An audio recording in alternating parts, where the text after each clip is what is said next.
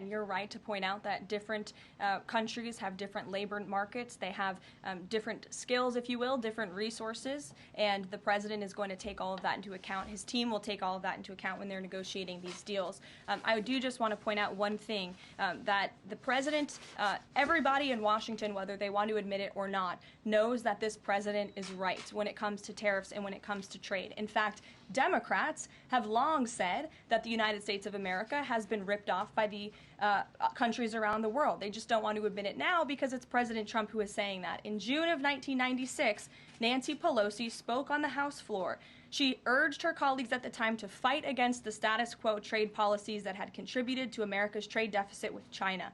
In fact, Nancy Pelosi said, "How far does China have to go? How much more repression? How big a trade deficit? How many jobs have to be lost for the American workers?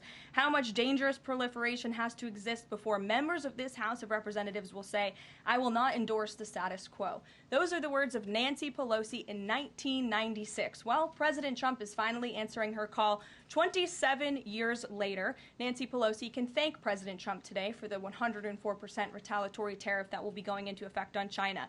In 2007, Chuck Schumer spoke of our nation's crippling trade deficit, saying these are the kinds of records the American people don't want us to be breaking.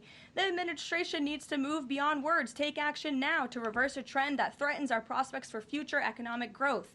And Chuck Schumer said that in 2007. Finally, in 2025, President Trump is taking action. Recently defeated Democrat Sherrod Brown said on deficits in 2012 that our deficit then at China had reached an all-time high, and it was on pace to recede last year's record. The trade deficit had cost American workers millions of jobs at the time.